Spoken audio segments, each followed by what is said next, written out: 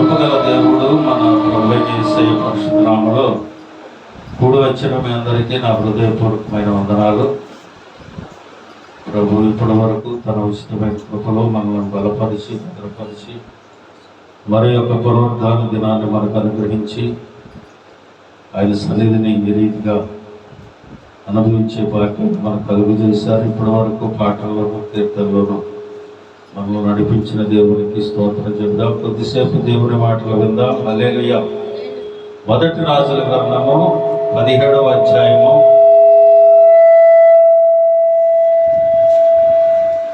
మొదటి రాజుల గ్రంథము 17వ అధ్యాయము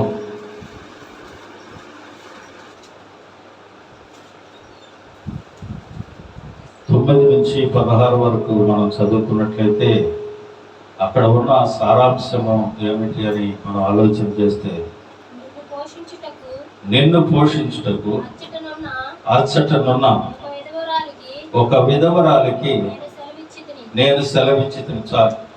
ప్రియమైన దేవుని బిడ్డలారా, చదవబడిన లేఖన భాగంలో దేవుడు ఏలియాకి సెలవిస్తా ఉన్నాడు. అప్పటి వరకు కెరీతు వాగి దగ్గర నివసిస్తున్న ఏలియా గారితో ప్రభు మాట్లాడుతూ ఉన్నారు. ఏమని మాట్లాడుతూ ఉన్నారు అని అంటే, క్షామకాలము నేను పోషిస్తా ఉన్నా, కెరీతు వాగు దగ్గర ఉన్నావు, ఇక్కడి నుంచి బయలుదేరి సారేపతను ఊరికి వెళ్ళు, అక్కడ ఒక విధవరాలు ఉంది, ఆ విధవరాలి ద్వారా నేను పోషిస్తాను అని భక్తుడైన ఏలియాకి దేవుడు సెలవిచ్చాడు. దేవుడు సెలవిచ్చిన రీతిగా ఏలియా గారు ప్రయాణమై కెరీతు సారేపాత్ అనే పట్టణానికి వెళ్ళాడు. అక్కడ వెళ్ళేటప్పటికి ఒక విధవరాలు పొలలు వేరుకుంటా ఉంది. ఆ వేరుకుంటున్న ఆ విధవరాలను చూసి ఆయన అన్నాడు కదా, అమ్మ కొంచెం మంచినీళ్ళు ఇవ్వు నాకు అన్నాడు. ఆవిడ బయలుదేరి మంచినీళ్ళు తేవడానికి వెళ్తా ఉన్నప్పుడు ఆయన అంటున్నాడు కదా, మంచినీళ్ళు కాదు, నాకు ఒక అప్పం చేసి తీసుకురా అన్నాడు. ప్రియమైన దేవుని బిడ్డలారా, క్షామకాలము, అక్కడేమీ దొరికే పరిస్థితులు లేదు. ఆ పట్టణంలో, ఆ ఊర్లో ఈవిడేమనుకుంటా ఉందంటే, కొన్ని సంవత్సరాల నుంచి కరువు సంభవించి మనకు తినడానికి ఆహారం కూడా లేని పరిస్థితులు మనం ఉన్నాం. కొద్దిగా పిండి మాత్రం ఉంది, గుడ్డలో కొంచెం నూనె ఉంది. అప్పం చేసుకొని తినేసి ఆ తల్లి కొడుకులు చనిపోదామనే ప్లాన్తో ఉన్నారు. అనుకొని ఆ అమ్మ బయటకు వచ్చి పొలంలో ఎదుర్కొంటా ఉంది. ఈలోపు దైవజనుడు వచ్చాడు. దైవజనుడు వచ్చి ఏమంటా ఉన్నాడు అని అంటే, వెళ్ళి ఒక అప్పం చేసి తీసుకురానంట. ఈవిడంటుందో, అయ్యా యెహోవా జీవంతోడు, నా దగ్గరేమి లేదు, కొద్దిగా పిండి కొంత నూనె ఉంది, దాన్ని చేసుకొని తినేసి నేను నా కొడుకు చనిపోదాము అని అనుకుంటున్నామని అన్నాడు. ప్రియమైన దేవుని బిడ్డలారా, ఆ పరిస్థితి ఆవిడ ఎప్పుడైనా చెప్పిన తర్వాత ఈయనేమనాలి, లేదా చేసుకుని నా తినండి అమ్మా అని అనాలి. మొదటగా నువ్వు వెళ్ళి అప్పం చేసుకొని తీసుకురా అంటున్నాడు. ఇదేంటి, క్షామకాలం, తినడానికి తిండి లేని పరిస్థితిలో ఉన్నాను నేను, అలాంటిది కొద్దిగా ఉన్నదాన్ని చేసి తీసుకొచ్చే అని అంటున్నాడేంటి అని ఈవిడ అనుకుంటుంది. ప్రియమైన దేవుని బిడ్డలారా, చాలామంది దేవుని బిడ్డలు చేసే పొరపాట్లు ఇవే. ఏమిటంటే, మొదటిగా మనం ఉన్నా తిన్నా తినకపోయినా దేవునికి ఇవ్వాలి అనే విషయాన్ని మర్చిపోతారు. దేవునికి ప్రాధాన్యత ఇవ్వరు. దేవుడు చెప్తా ఉన్నాడు, మీకు మొట్టమొదటిగా మీరు నాకు ఇవ్వండి, ఇచ్చి నన్ను శోధించండి, పట్టసక్యం కానీ ఆశీర్వాదాలు మీకు నేను కుమ్మరిస్తాను అని దేవుడు సెలవిస్తూ ఉంటే, మనం ఆలోచించేది ఏంటంటే, రేపేముంది, ఎల్లుండేముంది, మన పిల్లలకి తినడానికేముంది, మనకు నివాసానికేముంది, మనం ఇది దాచుకుంటే మనకు పలానా దానికి వస్తుంది కదా అని మనం ఆలోచిస్తాం. ప్రియమైన దేవుని బిడ్డలారా, దేవుడు తనకిచ్చిన వారిని అన్యాయం చేసేవాడు కాదు. దేవునికి ఇచ్చి నష్టపోయిన వారు లేరు, దేవునికి ఇవ్వకుండా బాగుపడేవాడు లేడు. ఇక్కడ దైవజనుడు అంటా ఉన్నాడు, నువ్వు మొట్టమొదటిగా తీసుకొని నాకు అప్పం చేసుకొని తీసుకురా అన్నాడు. వెంటనే ఇంత తర్కం చేసిన ఈ విధవరాలు వెళ్ళి ఆ అమ్మ ఆ ఉన్న కొద్ది పిండితో నూనెతో తీసుకొని అప్పం చేసుకొని తీసుకొచ్చిన వెంటనే ఆ ఉన్న పిండి సమృద్ధి అయిపోయింది, నూనె సమృద్ధి అయిపోయింది. వారు క్షామకాలంలో తొట్టెల పిండి కొదువు కాలేదు, గుడ్డలో నూనె కూడా కొదువు కాలేదు. హల్లెలూయా. దేవునికి ఇవ్వకముందు, దైవజనునికి ఇవ్వకముందు కొదువు ఉంది, ఉందా లేదా? కొద్దిగా ఉంది. ఇచ్చిన తర్వాత ఏమైంది? తీసే కొద్దిగా వస్తానే ఉంది. హల్లెలూయా. ప్రియమైన దేవుని బిడ్డలారా, నేను మాది కైకలూరు సంఘంలో ముసలాం ఉంది. ఆ పాపం ఉండి ఉంగని లెగలేని ఉంగుని వంచి ఉడుతురాలు. నేను అటు బండి వేసుకుని లోపలికి ప్రార్థనకి వెళ్ళేటప్పుడు గప్పుని కూర్చుని అయ్యగారు అని కేకేస్తుంది ఆపు.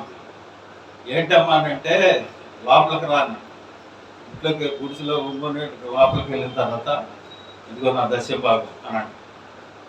ఇదేంటమ్మా నువ్వే ఒంగోని కూలి నాలుగు చేసుకుని బతుకుతున్నావు? దేవునికి ఇవ్వాల్సింది దాచిపెట్టా, నాకు లేకపోయినా. ఒకవేళ లేకపోతే నిన్ను అడుగుతా. హల్లెలూయా. దేవునికి ఇవ్వాల్సింది ఇస్తా, లేకపోతే నిన్ను అడుగుతా. నువ్వు నాకు ఆయనకి ఇవ్వద్దంటానికి నువ్వెవరు అని అంటారు. హల్లెలూయా. ప్రియమైన దేవుని బిడ్డలారా, ఒక ఒంగోని నడవలేని కూలి పని చేసుకునే అమ్మాయి, మన మధ్యలో వాట్సాప్లో మీరు చూస్తుంటారు, కాకినాడ టౌన్ స్టేషన్లో ఒక ముసలం అడుక్కుంటా ఉంది. ఒక హిందూ అతను వెళ్ళి అడిగాడు, ఏమా బైబిల్ పెట్టుకొని కూర్చొని ఉంది, ఖాళీ పోయినప్పుడు ఎవరిని వచ్చినప్పుడు వేస్తున్నారు లేదు. ఆమె అడుగుతుంది, నేను నీకు 150 రూపాయలు ఇస్తాను, తీసుకొని వెళ్ళిపో, ఇక్కడ అడుక్కోబాకు, నువ్వు రామరామ అనుకుంటూ వెళ్ళు అని అన్నాడు. నువ్వు 1,00,000 ఇచ్చినా నేను అన్నాను అన్నాడు. సరే కూర్చొని ఆమెతో తర్కం చేస్తున్నాడు. ఇప్పుడు ఏమంటుంది, నీకు ఎంత వస్తుంది, నువ్వు ఎంత ఇస్తావు, నువ్వు ప్రార్థనకి వెళ్తావా, ఎక్కడికి వెళ్తావు, మీ అయ్యగారికి వెళ్తావు? మీ అయ్యగారికి కాదు నేను ఇచ్చేది, నా దేవుడికి ఇస్తా. ఇందులో వచ్చింది 100 రాని, 200 రాని, 500 రాని దశభాగం తీసుకెళ్ళి ఇచ్చేస్తానంటది. ఎవరో ఒక అడుక్కునే అమ్మాయి. హల్లెలూయా. ప్రియమైన దేవుని బిడ్డలారా, దేవునికి మనం ఇచ్చిన తర్వాత సమృద్ధి అయిన ఆహారం మనకు దొరుకుతుంది మన కుటుంబాలలో. హల్లెలూయా. అది లేకే, ఆ పని చెయ్యకే మనం ఇబ్బంది పడతా ఉంటాం. ఇవ్వాల్సింది 90 రూపాయలు ఇచ్చాడండి, 100 రూపాయలు ఇచ్చాడు మనకి. 10 పైసలు ఇవ్వడానికి బాధే ఉంది, 90 పైసలు మనయేగా. అది కూడా లేదనుకోండి, ఆ 90 కూడా పోద్ది. హల్లెలూయా. ఈ విధవరాలు అంటా ఉంది కదా, ఎప్పుడైతే దైవజనుడు చెప్పినట్లు చేసిందో సమృద్ధి దొరికింది ఆ గృహంలో. హల్లెలూయా. తల్లి కొడుకు కూడా క్షామకాలం అంతా పోషించబడతా ఉన్నారు. క్షామకాలం అంతా సమృద్ధి అనే ఆహారం వారి గృహంలో ఉంది. ప్రియమైన దేవుని బిడ్డలారా, దేవునికి ఇవ్వటం మొట్టమొదటిగా మనం నేర్చుకోవాలి. అబ్రహాం గారిని పిలిచాడు దేవుడు. పిలిచిన తర్వాత 99 ఏళ్లలో కుమారుడిని అనుగ్రహించాడు, ఇస్సాకు. తీసుకువెళ్ళి బలిమ్మన్నాడు. మారు మాట్లాడలా. ఒక్కగానొక్క కొడుకుని లేక ఇచ్చావు కదయ్యా, ఎన్నో వాగ్దానాలు చేసావు నాకు, తీసుకువెళ్ళి ఆయన కూడా బలిమ్మంట వెంటన్నాడు. తీసుకువెళ్ళాడు మోరియా పర్వతం మీద, కాళ్ళు చేతులు కట్టేశాడు. కుమారుడు అంటా ఉన్నాడు, నానా అన్నీ ఉన్నాయి కానీ దహన బలికి పశువేది అన్నాడు. ఈయన అన్నాడు, యెహోవా ఈరే అన్నాడు. హల్లెలూయా. ఆయనే చూసుకుంటాడు అని చెప్పాడు. ప్రియమైన దేవుని బిడ్డలారా, ఎప్పుడైతే అక్కడ తీసుకెళ్లి బలిపేట మీద కాళ్ళు చేతులు కట్టేసి నరకటానికి కత్తెత్తాడో, వెంటనే అబ్రహామా ఆగు అన్నాడు. అయ్యా నువ్వేగా బలి ఇమ్మన్నావు? లేదు, అదిగో అక్కడ ఉంది పొట్టేలు అన్నాడు. హల్లెలూయా.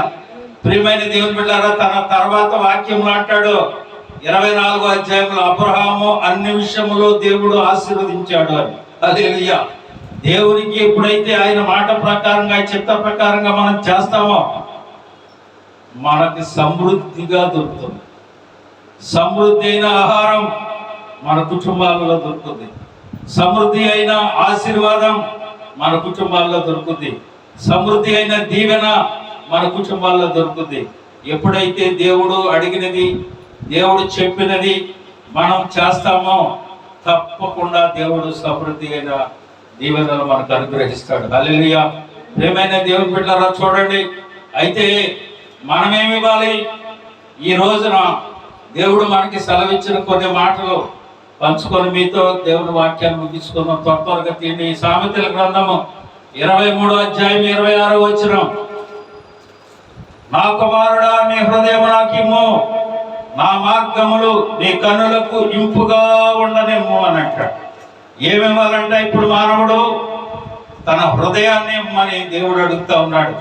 నువ్వు వెండి బంగారం అవసరం లేదు, నీ ఇల్లు వాకిలు అవసరం లేదు, నీ కుమారులను కుమార్తెలను అవసరం లేదు. దేవుడు అంటా ఉన్నాడు ఈ ఉదయకాల సమయం మనతో మాట్లాడుతున్నాడు. అయ్యా, నీ హృదయం నాకు ఏంటంటే హృదయం ఏం చేసుకుంటాడు ఆయన? హృదయము అన్నిటికంటే మోసకార్యం అనేది అది ఘోరమైన వ్యాధి కలిగి ఉన్నదట. ఆ వ్యాధిని బాగు చేసే వైద్యుడు మన పరమ వైద్యుడు మన దేవుడు. హల్లెలూయా. అయ్యా, నీ హృదయం గొప్ప వ్యాధితో ఉంది. నీ హృదయంలో ఏమి ఉన్నాయి? ఆ వ్యాధికి లక్షణాలు ఏమున్నాయంటే మార్కు సువార్త 7వ అధ్యాయంలో చెప్తాడు ఆయన. చూడండి, లోపల నుండి 21, 22 వచనాలు. లోపల నుండి అనగా మనుషుల హృదయములో నుండి దురాలోచనలు, జారత్వము, దొంగతనములు, నరహత్యలు, వ్యభిచారములు, లోభములు, చెడుతనము, కృత్రిమము, కామ వికారము, మత్సరము, దేవదూషణ, అహంభావము, అవివేకము వచ్చును. ఈ చెడ్డవన్నీ లోపల నుండి బయలు వెళ్ళి మనుషుని అపవిత్రపరచుచూ ఉన్నవి అని అంటాడు. హల్లెలూయా. 12, 13 ఉన్నాయట మన హృదయాల జబ్బులు. ఈ గుండెలో ఎన్ని జబ్బులు ఉన్నాయట? 13 ఉన్నాయి. 13 ఏంటి? దురాలోచనలు, జారత్వము, దొంగతనము, నరహత్య, వ్యభిచారము, లోభము, చెడుతనములు, కృత్రిమము, కామ వికారము, మత్సరము, దేవదూషణ, అహంభావము, అవివేకము. హల్లెలూయా. ఇవన్నీ మన హృదయాల్లో ఉన్నాయట. అందుకని దేవుడు అంటా ఉన్నాడు, అది నాకు కావాలి, నేను వైద్యుడిని బాబు, నీ హృదయంలో నుంచి వాటిని తీసివేస్తాను అని అంటాడు. అందుకని మార్కు సువార్తలోని 7వ అధ్యాయం 6వ వచనంలో అంటాడు, ఈ ప్రజలు పెదవులతో నన్ను గణపతులు కానీ వారి హృదయము నాకు దూరముగా ఉన్నది అని అంటాడు. ప్రియమైన దేవుని బిడ్డలారా, ఈ జబ్బులో ఉన్న గుండెని, ఘోరమైన వ్యాధి కలిగిన ఈ హృదయాన్ని దేవుడు అడుగుతున్నాడు, నా కుమారుడా, కుమార్తె, నీవు నీ హృదయాన్ని నాకు అర్పించు, దాన్ని నేను బాగు చేస్తాను అని అంటా ఉన్నాడు. ప్రియమైన దేవుని బిడ్డలారా, పరిశుద్ధ గ్రంథాన్ని చేత పట్టుకొని దేవుని సన్నిధికి వచ్చిన తర్వాత మనం మన హృదయాలలో ఇవి కానీ ఉంటే నీవు ఘోరమైన వ్యాధితో జీవిస్తున్నావని ప్రభు అంటా ఉన్నాడు. అది నాకు ఇవ్వు అని అంటా ఉన్నాడు. ఈ రోజున దేవుడు అడిగినట్లుగా నీ హృదయాన్ని కానీ దేవునికి ఇస్తే అది బాగు చేసి నిన్ను కాపాడే దేవుడు ఆయన. హల్లెలూయా. ప్రియమైన దేవుని బిడ్డలారా, తర్వాత ఏమంటున్నాడు చూడండి, హెబ్రీ పత్రిక 13వ అధ్యాయం 15వ వచనం. కాబట్టి ఆయన ద్వారా మనము దేవునికి ఎల్లప్పుడూ స్తుతియాగము చేయుదము, అనగా ఆయన నామమును ఒప్పుకొనుచు జిహ్వ ఫలము అర్పించుదము. ఆయనకి స్తుతి చేస్తూ, స్తుతి యాగాన్ని చేస్తూ ఆ స్తుతిని దేవుడికి అర్పించాలట. హల్లెలూయా. నిన్ను ఏమడుగుతున్నాడంటే ఆయన నీ చెడ్డ హృదయాన్ని బాగు చేస్తానంటున్నాడు. ఆయన సన్నిధిలో నువ్వు స్తుతిస్తూ యాగాన్ని చెల్లించమని అడుగుతా ఉన్నాడు. నేను నీకు మొక్కుకొని ఉన్నాను, నీకు స్తుతి యాగమును అర్పించదునని దావీదు గారు 56వ కీర్తన 13వ వచనంలో చెల్లిస్తాడు. స్తుతి యాగమునే నేను అర్పిస్తున్నాను. దేవా, నీవు నాకు చేసిన ఉపకారాలకి నేనేమి చెల్లింతును? రక్షణ పాత్రను చేపట్టుకొని యెహోవా నామమున ప్రార్థన చేస్తున్నా. హల్లెలూయా. నువ్వు ప్రార్థన చేయటమే, ఆయనకు స్తుతి చెల్లించటమే ఆయన నీ యొద్ద నుండి కోరుకునేది. నీ ఆస్తులు అడగట్లేదు, నువ్వు సంపాదించుకున్న మేడలు అడగట్లేదు, మిద్దెలు అడగట్లేదు, బంగారం అడగట్లేదు. ప్రియమైన దేవుని బిడ్డలారా, దేవుడు అడుగుతున్నాడు ఆ చెడిపోయిన పడిపోయిన హృదయాన్ని దేవుడు అడుగుతా ఉన్నాడు. అయ్యా, నువ్వు నా సన్నిధిలో స్తుతి యాగమును అర్పించి ప్రార్థన చెయ్యి అని అంటా ఉన్నాడు. ప్రియమైన దేవుని బిడ్డలారా, అపోస్తలుల కార్యాలు 16:25లో చెప్తాడు ఆయన, అయితే మధ్యరాత్రి వేళ పౌలు శీలలు దేవునికి ప్రార్థన చేయొచ్చు, కీర్తనలు పాడుచుండని ఏమంటున్నాడు? అయితే మధ్యరాత్రి వేళ పౌలు శీలయు దేవునికి ప్రార్థన చేయించు కీర్తనలు పాడుచు ఉండరి. ఖైదీలు అది చూసి విలుచున్నారు. దేవుడు వచ్చి చెరసాల పునాదులను కదిలించి వేశాడు. హల్లెలూయా. బండలతో బంధించబడ్డారు, జైల్లో వేశారు. ఇద్దరిని తీసుకెళ్ళి కృంగిపోలా, నలిగిపోలా, దేవుణ్ణి దూషించలా, వేధించలా. ఆయనేం కొనుక్కోలేదు. వీళ్ళిద్దరు జైల్లో ఉండి కాళ్ళకు బండలేసి బిగించేసి కట్టేస్తే వీళ్ళు ఏం చేస్తున్నారు? స్తుతిస్తా, ప్రార్థన చేస్తా, పాటలు పాడుకుంటా ఉన్నారు. ప్రియమైన దేవుని బిడ్డలారా, మనకే కానీ ఏదో చిన్న ఇబ్బందో ఇరుకో కలిగింది అనుకోండి, మనకి ఇంకెన్ని వస్తాయో, ఎన్ని అనుకుంటామో. మనమే ఇంకే భూమి మీద మనంత భక్తుడు లేడు అనుకుంటాం. ప్రియమైన దేవుని బిడ్డలారా, వాళ్ళు చేసే పని ఒకటే. ఏం చేస్తున్నారు? ప్రార్థన చేస్తున్నారు, కీర్తనలు పాడుకుంటున్నారు. దేవుడు వెంటనే ఆలకించి సరసాల పునాదులు కదిలించి వేశాడు. హల్లెలూయా. ఆయన నిన్ను అడిగేది అదే. ఆయన స్తుతించటం, మహింపరచటం, ఘనపరచటం, స్తుతియాగం అర్పించటం, యెహోవాకు అర్పించటం. అది కూడా చేయలేని పరిస్థితిలో ఈనాడు మనం ఉంటా ఉన్నాం. చూడండి, తర్వాత కీర్తనకారుడు అంటాడు 29వ కీర్తన 2వ వచనంలో, యెహోవా నామముకు చెందవలసిన ప్రభావమును ఆయనకు ఆరోపించుడి అని అంటాడు. ఏమివ్వాలంట? ఆయన నామమునకు కలిగిన ప్రభావాన్ని ఆయనకి ఆరోపించాలంట, ఆయనకి చెల్లించాలంట. ప్రియమైన దేవుని బిడ్డలారా, ఏమండి, ఎందుకు అలాగా దేవుడు ఆ ప్రభావాన్ని, ఘనత నాకు అర్పించండి అని అంటున్నాడు అంటే, మనుషుడు అది అర్పించటం లేదు. మలాకి గ్రంథం 1:6 అంటాడు, కుమారుడు తండ్రిని కనపరచును కదా, దాసుడు తన యజమానుని కనపరచును కదా. నా నామమును నిర్లక్ష్య పెట్టి యాజకులారా, నేను తండ్రినైతే నాకు రావలసిన ఘనత ఏమాయను? నేను యాజకుడినైతే నాకు భయపడివాడు ఎక్కడ ఉన్నాడు అని సైన్యములకు అధిపతి యెహోవా మిమ్మును అడుగగా, మేము ఏమి చేసి నిన్ను మేము ఘనపరచట్లేదు అని అంటా ఉన్నాడు. అయ్యా, తండ్రి కుమారుని కనపరుస్తాడు, దాసుడు తన యజమాని కనపరుస్తాడు. నా నామాన్ని నిర్లక్ష్య పెట్టే యాజకులారా, నేను తండ్రినైతే నాకు రావలసిన ఘనత ఏమైపోయింది? నాకు రావలసిన ఘనతలు ఏం చేస్తా ఉన్నారు మీరు అంటే, దేవుణ్ణి ఘనపరచట్లా, దేవుణ్ణి మహిమపరచటం లేదు మానవుడు. ఆయన కోరుకునేది ఏంటంటే, నన్ను ఘనపరచండి, మహిమపరచండి అని అంటా ఉన్నాడు. ప్రియమైన దేవుని బిడ్డలారా, ఆయనకి రావలసిన ఘనత ప్రభావములు ఆయనకే చెల్లించాలి.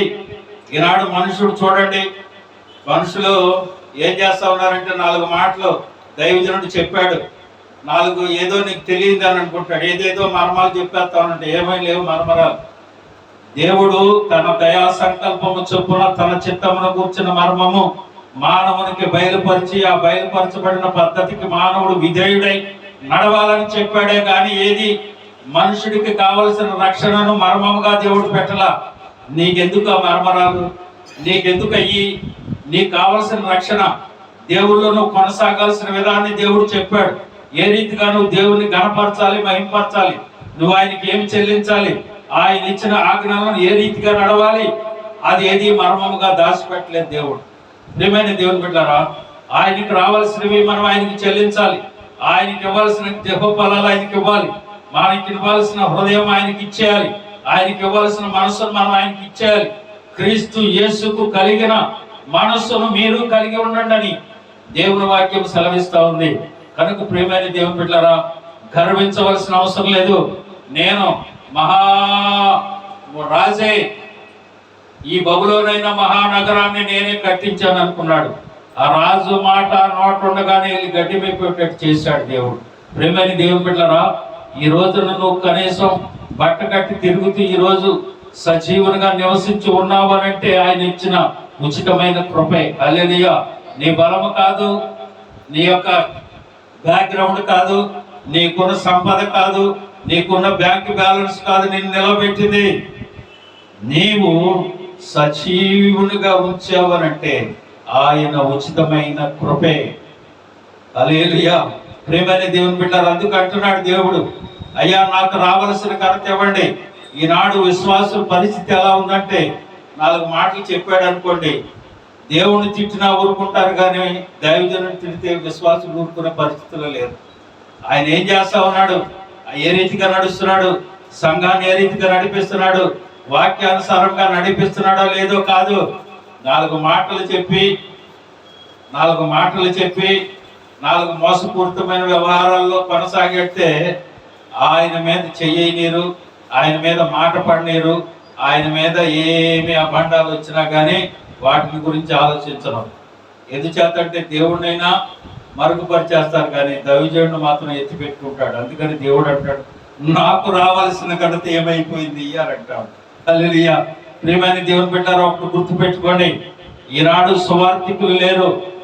అందరూ బోధకులు మంచి మాటలు చెప్పేవాళ్ళే ఉన్నారు. నాలుగు మంచి మాటలు చెప్పడం కాదు, సువార్థికుడుగా సువార్త పనిచేసి మీరు సకల లోకమునకు వెళ్ళి సర్వ సృష్టికిని ఏం చేయమన్నాడు? మంచి మాటలు చెప్పమన్నాడా? ఏది? ఈనాడు అందరూ చేసేది మంచి మాటలే.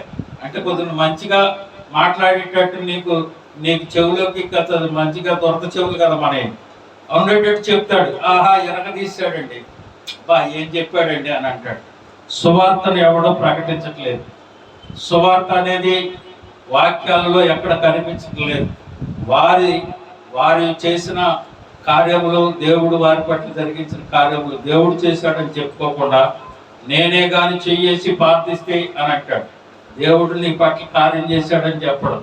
అందుకని దేవుడు ఈ ఉదయకాలం అడుగుతా ఉన్నాడు, నాకు రావాల్సిన ఘనత ఏమైపోయింది? నేను నిన్ను పెంచి పోషించి సంరక్షించి ఇంత ఉన్నతమైన స్థానంలో నిన్ను పెడితే నాకు రావాల్సిన ఘనతను నువ్వు దొంగలించేస్తా ఉన్నావు. నాకు రావాల్సింది నువ్వు ఇవ్వటం లేదు.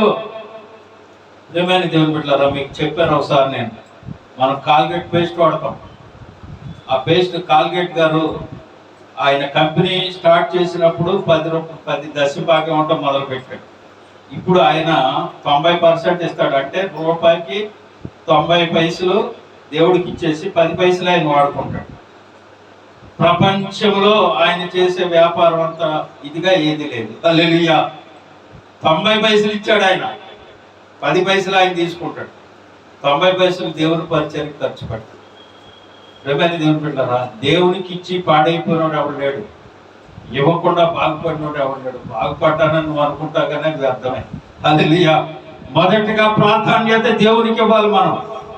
అప్పుడు దేవుడు ఆ కార్యాలను సఫలపరుస్తాడు. చూడండి, తర్వాత అంటాడు మలాకి గ్రంథం 3వ అధ్యాయం 10వ వచనంలో, నా మందిరములో ఆహారం ఉండినట్లు 10వ భాగం అంతయు మీరు నా మందిరంలోకి తీసుకుని రండి.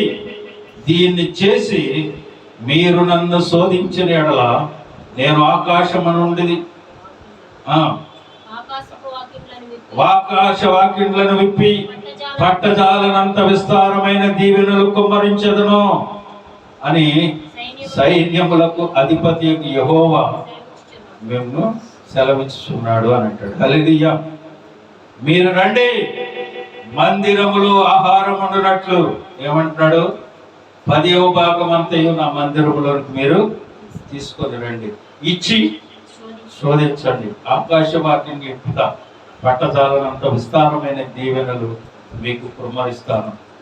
ఏమంటున్నాడు? ఇచ్చినాక సమృద్ధిగా దొరికిందా? సారేపాతి విధవరాలకి ఇవ్వక ముందు దొరికిందా? ఉన్నది ముందు తీసుకొచ్చి దైవజనుడికి ఇచ్చేసిన తర్వాత వెళ్ళి చూస్తే తొట్టి నిండా పిండి ఉంది, గుడి నిండా నూనె కనపడతా ఉంది. హల్లెలూయా.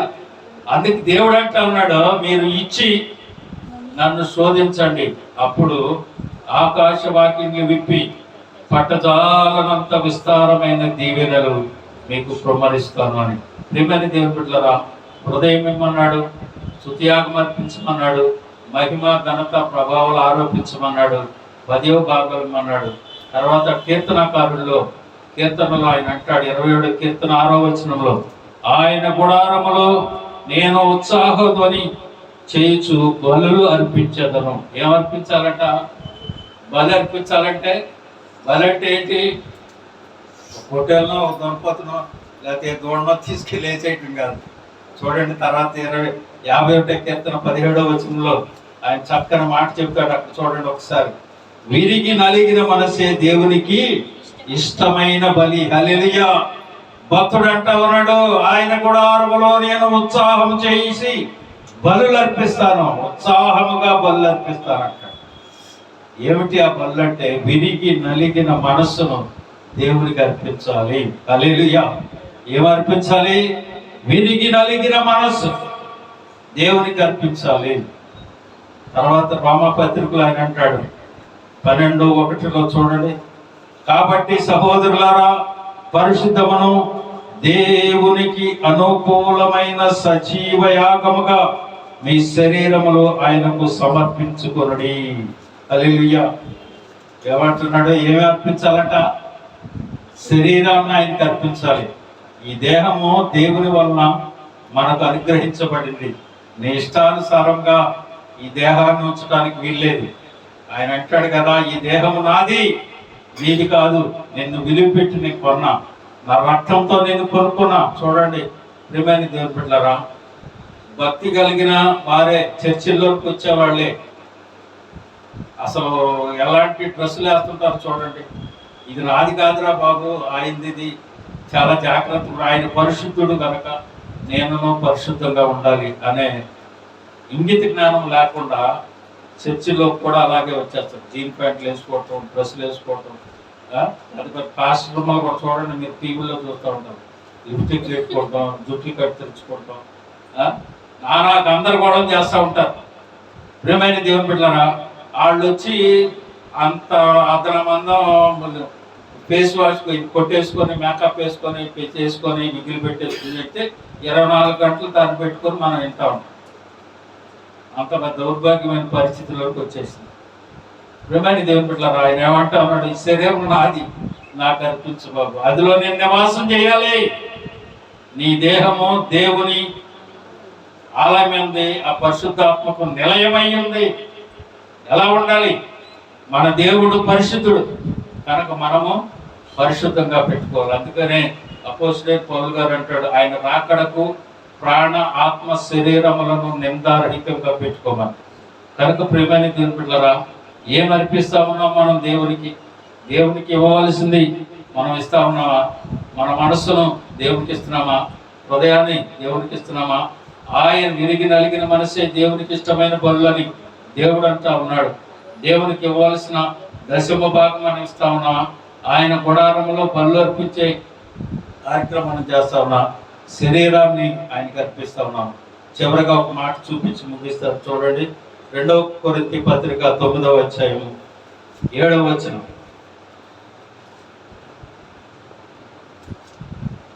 2 కొరింథీ పత్రిక 9వ అధ్యాయం 7వ వచనం. సణుగు కొడకయు బలవంతముగా కాకయు ప్రతి వాడును తన హృదయములో నిశ్చయించుకున్న ప్రకారము ఇయ్యవలెను. దేవుడు ఉత్సాహముగా ఇచ్చువానిని ప్రేమించును. హల్లెలూయా. ఏమన్నా అనుకుంటా ఉన్నాం? ఏమన్నా అనుకుంటున్నాం మనం? అనుకున్నదే అనుకున్నట్టు అనుకో. ఒక ఇబ్బందికరమైన పరిస్థితిలో ఉన్నాం అనుకోండి, ఇబ్బందికరమైన పరిస్థితిలో మనం ఉన్నాం అనుకోండి, మనం ఏం చేస్తాం? దేనికైనా తెగిచ్చేస్తాం.